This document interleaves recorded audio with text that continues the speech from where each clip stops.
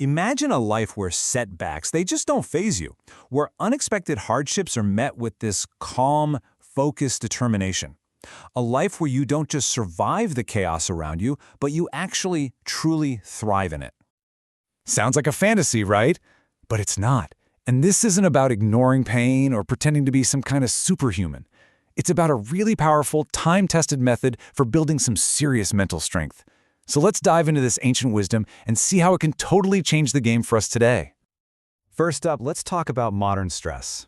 Because before we get to this ancient solution, we've got to be real about the modern problem.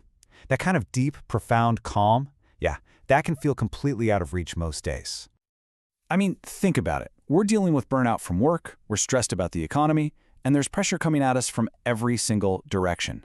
It's so easy to feel fragile, to feel overwhelmed by life's constant curveballs. We're just constantly reacting, and frankly, it's exhausting.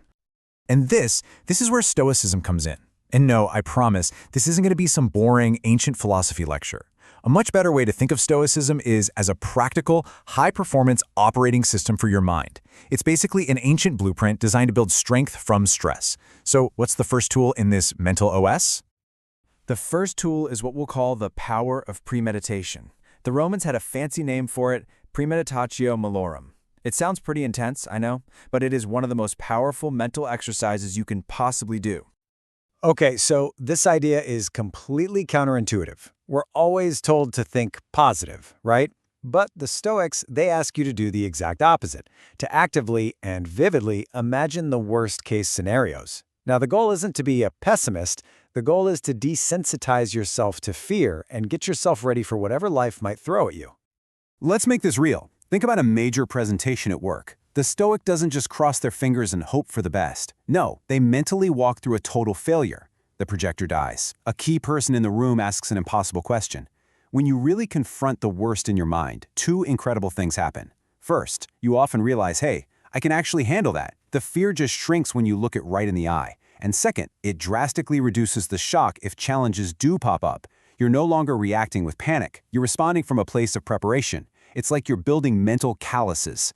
And that leads us perfectly to our second tool, the idea of controlling the controllables. And honestly, this might be the most fundamental concept in all of Stoicism. It's known as the dichotomy of control. The core idea is so simple, but it is absolutely profound. You divide everything in life into two simple categories. On one side, things you absolutely cannot control, like the stock market or what other people think of you. And on the other side, things you can control, like your own reactions, your effort, and your choices. The Stoics argued that pretty much all of our anxiety comes from wasting our energy trying to mess with that first calm. This right here is the essential shift in your mindset. When you pour all your focus and all your energy into your column, the things actually within your power, you find this incredible sense of calm and effectiveness. You stop fighting the waves and you start steering your ship, and that is how you thrive in chaos, not just get through it. Which brings us to our third and final tool, and this is where everything really comes together, the art of acceptance. This involves two really key concepts, apatheia and amor fati. Okay, first things first. It is crucial to understand that apatheia does not mean apathy. It's not about not caring. It actually means achieving a state of inner calm, free from all those irrational emotional reactions. It's the state you reach by preparing for the worst and focusing only on what you can control. And this calm is what allows you to practice amor fati, a love of your fate. This isn't just tolerating what happens to you. It's truly embracing it as necessary. So let's make this practical. That difficult boss, that's not a curse. It's an opportunity to practice your patience and communication skills. A delayed flight, not a disaster. It's an unexpected gift of time to read or just think.